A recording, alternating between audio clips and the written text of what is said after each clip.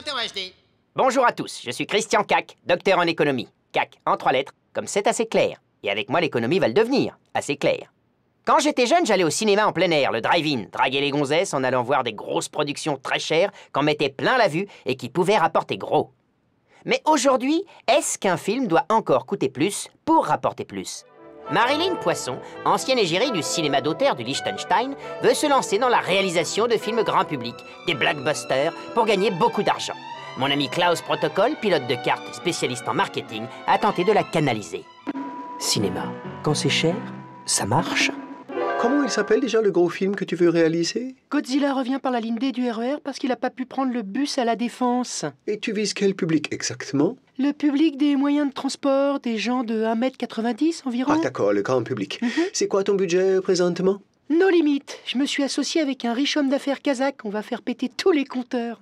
C'est vrai que plus le budget d'un film est gros, plus on a les moyens et plus on peut espérer des recettes énormes. Les gros bousins qu'on distribue sur plusieurs milliers de copies qui inondent le marché, c'est ça que je veux. Le genre de recette qui peut faire ses preuves.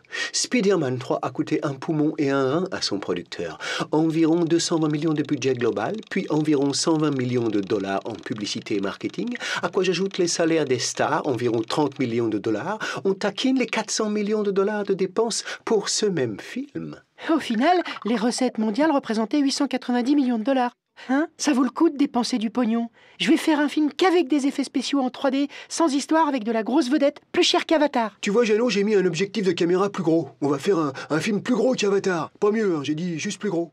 Pirates des Caraïbes a coûté, lui, plus cher qu'Avatar. Sa race! Mais Avatar est le film qui a rapporté le plus d'argent, plus de 2 milliards de dollars. Génial! Donc tu confirmes, si je dépense beaucoup, alors mon film va cartonner et moi je vais me faire des omoplates en or. Ce n'est pas une recette miracle. Si le public est pas au rendez-vous, tu prends le bouillon.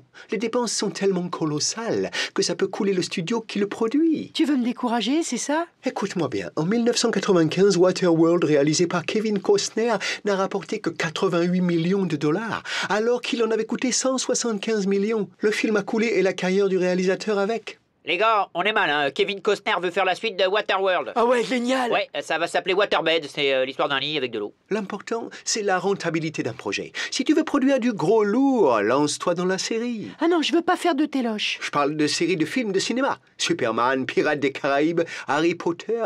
Des héros que le public connaît bien.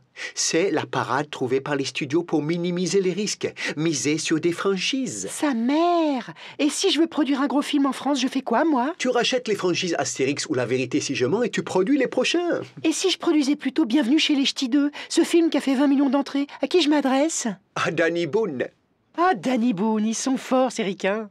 Le cinéma, c'est surtout une affaire de professionnels qui jouent gros à chaque coup.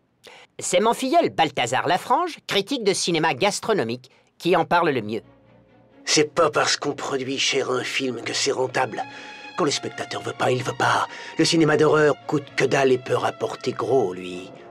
Paranormal Activity a coûté 15 000 $ et en a rapporté 150 millions. Faites un film d'horreur sur un présentateur météo aveugle qui se prend la foudre en pleine tronche, puis qui voit des zombies partout, hein? Prenez un caméscope et Laurent Cabrol comme acteur.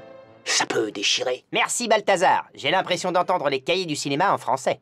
Il est l'heure de retourner jouer aux billes avec vos pilules. Notre programme est terminé. Rendez-vous demain pour une nouvelle thérapie économique du Dr Cac en 3 lettres, comme c'est assez clair. Bonne soirée.